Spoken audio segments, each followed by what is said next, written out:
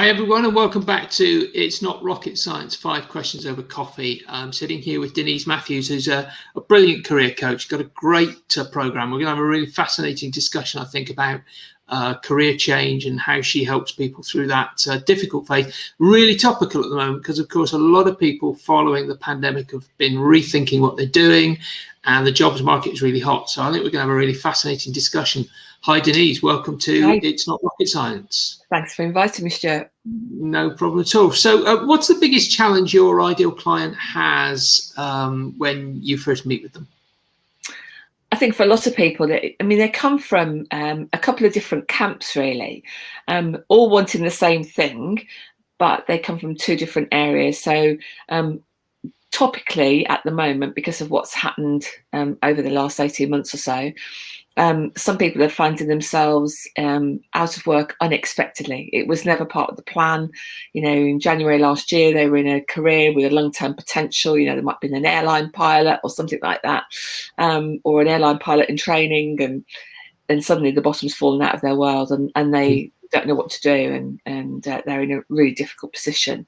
And so we're talking to quite a lot of people like that. So that's, where do I go? What do I do? And then the other part of client for me is the people that they perhaps fell into a job. They're perhaps really, really good at it, and they've been incredibly successful. You know, one of my clients is absolutely top of his game, but he just doesn't like it anymore. He does not love what he does. And, so it's a case of looking with people like that as what skills have they got and where are they, and can we transfer that into something else? Or, for some people, they just want to do something entirely different. So I think the common thread for both of them is I'm in a position I didn't exactly plan for, and I don't know what to do about it. So how do we work that out? That's brilliant. Yeah, I so sympathise with some people that go into a job and then discover that they actually don't really like it, and being able to sort of find your way out is so difficult because, of course, you look around and people will turn around and say, "We want experience for any job you want," don't they? And they always turn around and say, "Well, you've got to have experience," and turn around, but I've got loads of experience. It's just in something else. Yeah, that's right. It's so equally applicable to what you're trying to do. So what's the common mistake people try to do by themselves to solve some of these problems in order to help sort of do that career change? I think a lot of people, some people do come to us with a bit of an idea about what they might want to do. They might have some ideas sort of as glimmers there. But what a lot of people tend to do, they start off and they are quite knee-jerk in the way they approach the situation. So the internet's made it so easy, hasn't it, for us to find out what's happening out there, what jobs are out there. And people start to scattergun. And just literally send applications out, do letters of interest, all that sort of thing. But they haven't actually done the foundations of really exploring about why they would be the right person to do that. And is that organisation that would be open to someone willing to make that career transition? And I think that's what people really muddy the waters, because sometimes when they come to us, things that we could have worked on and worked together as to how to approach the perfect organisation that might be out there for what they want to do, they've already muddied the waters by going in there, without that finesse of working out how they're going to make the application. Are there some things they need to do before they actually go for that? Do they need to do another qualification? Or that's what some of my clients are doing at the moment. They're doing an extra qualification that puts them at the top of the pile when things change or for the job that they want. So people are accepting they've got to do some extra, planning around their qualifications and things like that as well. But, there are so many ways as well that you can go in and, find a friendly way through. The world of networking is just so brilliant, and utilising that well. And people don't sort of think about it in that way. And that really helps. And one of the things we do with people, we sit and work out, who do you know, who can talk to you about what this job actually is. It's interesting you mentioned networks, Denise, and I don't want to sort of draw you into too many discussions around this, but I think it's an important point to talk about. You know, a lot of people nowadays talk about the sort of the applicant tracking system and sort of making sure that you have the right words in your CV to get through the applicant tracking system. And I think you ignore your network at your peril, don't you? Because you forget that in actual fact, most jobs out there are not even advertised, let alone on some board or with an applicant tracking system. Most of them are in somebody's head, and all you need to do is make use of the knowledge in order to extract the information you want from them to get in. Yeah, it's absolutely right. I think that the stats, I was reading about them beginning of last week, and the stats are that there are about at least 65% of jobs that are in the market never hit an advert. They don't go there at all. They are literally worked on the network, or people use them from talent banking. You know, good organisations that are forward thinking have a talent bank. They see applications come in or letters of interest come in, and or someone tells them about somebody and they put them in a pot. And, you know, when I've been there, I've been on the other end of that hiring regime and saying, hang on, we had someone for that, you know, whatever. And you go back and you trade it through, and by talking to that person as a recruiter as well, which obviously is my original background, is that you also awaken ideas for yourself as a recruiter, because if you find someone who's interested in that, it leads you to other people who know that person and, you know, the organisation. So it's a really good way if you can approach people, organisations in that way. But yeah, no, it's about 65% of jobs not actually hit the adverts. You know, they're found in other ways, and a lot by, you know, internal referral systems in organisations. So, you know, you might know somebody that works for a business that you think, well, they are nothing like what I want to do. But actually, if they go in and tell their organisation about you, they're probably up for a £500 or a £1,000 bonus. So, yeah, work it out. What does your network, you know, do, and where are they, and is that relevant? Yeah, brilliant. Yeah, no, I just think it's something which is, we don't hear enough people talking about the network and the effects of knowing people, and that talent bank. You're absolutely right. The fact of the matter is, people just keep saying, well, I'll find somebody on the net, or I'll do so and so. In actual fact, you already probably know the person you want to employ. Yeah. And you just haven't yet sort of worked out how to get to them. That's part of the experience of sort of, understanding how to go about recruiting, isn't it? Yeah, completely.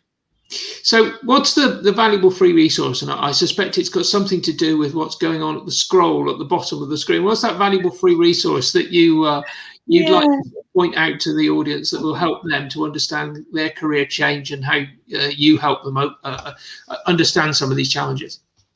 So we're working on that all the time, and constantly working to bring new things to that, so that, you know, we can help people in different ways along the journey. I'm working on a new product that's we're going to be sharing a free resource soon, all around how you apply for jobs and the best ways to do it and things like that. So that'll be coming out in a few weeks' time on the My Career Change Facebook group, and we'll actually shortly as well have a website. It's in its final stages. We've had a full refresh, and it will be there, the Elevate Careers Coaching website. But there is on there at the moment we held last month a really interesting event, and I decided that I wanted to put together a summit of people who have made career changes, or have shifted inside their own organisation, because that is, of course, the other thing you can do. If you can make a shift inside your business, then that's fantastic, because you keep all your benefits, something like that. And if you work for an enlightened employer that will allow you to do that, then that is fabulous. So I gathered together a group of people, some of whom I've coached, and some of people that I just know by reputation, who are, you know, all really good in their fields. And I also gathered together a group of recruiters who I think are out there on the leading edge of what they do, and who are willing to, you know, spend some time helping people. So it was a free event, and all the information is still up on the site, so you can go in and have a look. But we had people come to talk to me about So I've got a girl who called Shireen, and Shireen has got a size 10.5 foot, and she's had that since she was a very young child. And so she really understands about the discomfort of having something about your body that makes you stand out. And so her mission, and she is so inspiring, her mission was that she was going to do something about that as time went on. And she had this vision for being a footwear manufacturer. She works in housing for a council. That's what she does. And she's got qualifications, things. But she's taken herself off and got herself trained, got herself some amazing mentors, and actually got herself crowdfunded. And she has now got a range of shoes which is available for people with large feet. And they are fabulous and a beautiful quality. And, you know, she really inspired me. And all of my candidates, obviously, I'm coaching at the moment, I've all watched her. And everyone has come back and gone, wow, you know, when you listen to that story, it makes you realize that actually anything is possible, and that whole bubble of self-belief. But she says she held herself back for years, didn't, you know, but then suddenly one day thought, right, now do this, I've got to do it. So Shireen Headley, she's, you know, great listening to. And then, you know, I've got people on there who, you know, I've got a lady who was a police inspector, and now she's an international cake and product designer. And she's phenomenal. And in 10 years, she's completely changed things around and made a better life for her family. And it wasn't that she was unhappy in the police. It was just that she wanted something that worked better with family and all that sort of thing.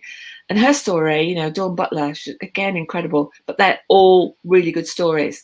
And while, you know, what they do and what you want to do as a candidate might not be the same, but what it shows you is the possibilities and the ways to look at things and how your mindset needs to be when you go on the journey of career change.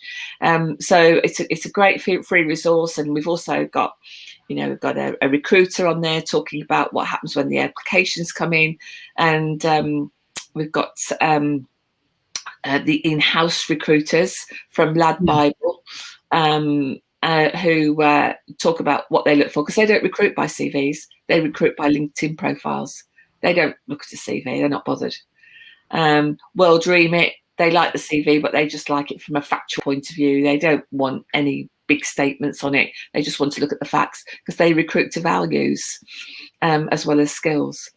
So it's interesting that the recruitment market is moving on so much. And it helps candidates, I think, to understand what's happening out there. Interesting that Lad Bible don't even use a CV. That's a fascinating insight that I don't think would have come out without that sort of summit that you just talked about, because that's not the sort of thing that people hear about, do they? They just think that the CV is the only way, and yet there is so much out there at the moment on social media that actually you've got to be really careful that it all does line up and you've got it all pointing at you in the right direction. Yeah, I mean, we've had people lose jobs, you know, because the social media they've lost the opportunity for a job because the social media hasn't matched up with the you know, what's been presented. Lad Bible also do a lot on video, so you know, people have to submit video of their work and things like that, because obviously the type of organisation it is, they're expected to be able to do that, reels and all that type of thing. So yeah, the market's definitely moving. Definitely moving. Interesting new angle. Yeah, that's what I'm gonna have to watch. Possibly not with my particular skill set, but there you go. So what's the concept or program that's most sort of inspired you and you think will be most impactful for the audience in your experience?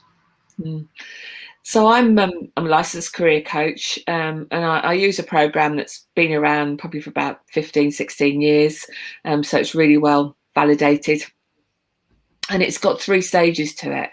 And that's the reason I like it, is because it's not something that when people come to me to talk about, that, you know, that they think this is what they want to do, because everyone starts with thinking that. And, you know, we do an explore phone call, obviously, in the first instance, or an explore Zoom, to find out why they're there and why they think that. And then from that, I sort of come to a decision to help them through the process of deciding if they need a full program of I don't know where I'm going, I don't know what I'm doing, and I just need to really explore everything I possibly can, right the way through to taking into the practicalities, and then into how they're going to apply and how they're going to go through the job interviews. So that's the full piece, and we call it explore, dream, and discover. Mm-hmm. So you sort of, and explore is the biggest part of the program, and if you're going to do career coaching, everyone needs to do the sort of the 6-week explore program, and just have to be, and most of my candidates are 2 weeks apart for the meetings. It takes over 3 months to explore, sometimes, because it's quite a big piece. So the way I work is I like to, we have a session, and then they'll be given, for want of a better word, some homework. Isn't that a terrible word? But they'll be given an assignment or something like that. And we've got some set processes. And the firework program's built on a lot of the work of John Lees, who is a fantastic careers writer and psychologist. And I've been in recruitment for over 30 years, and I've followed John the whole of that time, because he is right out there, he's leading edge. And a lot of the firework program that I work with uses John's exercises, and he's all about how to get a job you love. And so, we work on that first 6-week program, and really get to the bottom of what your values are, what you think you want to do. We build an ideas bank, and the amazing things people put on their ideas bank. It's so many things: artists, train drivers, personal fitness instructors, and they could be an accountant in a city bank. And yet they've got, and we dig right back down to, what did you want to do, when you were young? What happened to those dreams? Yeah. And from that, you start to see patterns, and you start to see patterns of skills, patterns of values. And from that, you get a narrower funnel that enables you to then go ahead and explore discover what's possible next. Yeah. So it's interesting. It is fascinating what happens to people when they think they know what they want to do with their life, and then they end up in a bank, working in a bank, don't they? Right. It's fascinating how we somehow lose all of those dreams when we were 5, and we all want to be spacemen, and then discover that we're just working in the bank. And how did we get here? Well, you wouldn't do it again if you had the choice, that sort of thing. Parents have an amazing impact on that as well. I hear that over and over again. And even now, I've got something at the moment, and she says, well, what my dad would say. And, she's 45, what my dad would say. And so I can sort of highlight, 20 times in a session what my dad would say. Yeah. So they do have that impact on us, because they think they know what's best for us. Yeah. And it's always with the best intentions. Yeah. As a parent, I know I have to be so careful not to imprint upon a particular person I'm thinking about at the moment, what I'm thinking they need to do, and end up sort of making them do something that they would never be suited for, or would never think in their own right. We can be as guilty of being unconscious about it as well, can't we? Totally that. Yeah, it is unconscious. I do think that, and I think the feeling that people are given, the expectations as parents we set up for them, but again, it all comes from a place of love, because you want the best for them, so you want them to aspire to that. But sometimes it can be quite damaging, really. Yeah, it can. Well, moving off that quickly before the psychiatrists amongst us start going on at how this is damaging the future of the world. So, what's the final, as I always say, my get out of jail free question, which is the one where I say to you, what's the question I should have asked you that I haven't already that you'd like to talk about? And it's now free reign for you to sort of tell me anything you want to tell me, except you're a bad parent. Yeah, I think we've sort of covered a lot of it really well there. And I think for me, I think it's what you started with, something that's really important to me. And it's one of the reasons I got into career coaching, is that to get those light bulb moments, people really need to stand back and think really hard. And so I'm actually writing a journal at the moment, which I'm going to publish, and it's coming out later in the year, and it's called "Would You Put a Stamp on It?" And in the old days, when I was a recruitment consultant back in the day, you know, we saw a job advertised, usually in a broad print newspaper or something like that, and we had to, you know, type up our CV and write a covering letter. And then we had to carefully put it usually onto nice paper, fold it over, put it in an envelope, put a stamp on it, and walk to a red box. So we had to think about it. And I think I'd say that to everybody that's looking for a job at the moment, that the fastest finger first is actually really damaging. Mm-hmm. So just come back to that first question, but I think in a bit more detail. So, you know, you do need to go on that journey of exploration, and whether you do it with a career coach or whether you buy a really great book like John Lee's How to Get a Job You Love, and that's a cracking book. You need to do that and then decide what your own worth by what you're going to apply for, so that the panic is removed out of the application process. And that you really, really think about it. And if you do that, there will be light bulb moments where you suddenly, and that's what I love when I'm career coaching. You know, we go through something and you suddenly start to see a pattern because someone's worked it out, what's right for them and where they want to be and what life will look like in 10 years time. And so they then go out and they can start to look for jobs that will reflect their passions and their interests and still support and look after their family. But yeah, would you put a stamp on it is sort of like, is my big thing. You know, I'm gonna make that a new mantra, Denise. I like that because, you know, a lot of the time I'm dealing with business owners who are trying to sort of build a business and work with them on how they go about sort of structuring that. And to ask them a question along the lines of, so is that your best shot? Is that really the best it can be? Because too often I think we are rushed into sort of, you know, let's, you know, take an example of somebody I'm thinking of at the moment who is there sort of saying, I've just got to get my you said it earlier, they've just got to get their website ready, and and you look at it and you go, but it's missing half the information it needs. Well, you know, the answer was, well, I needed to get one out there. And the question should be, yeah, but is it the right one?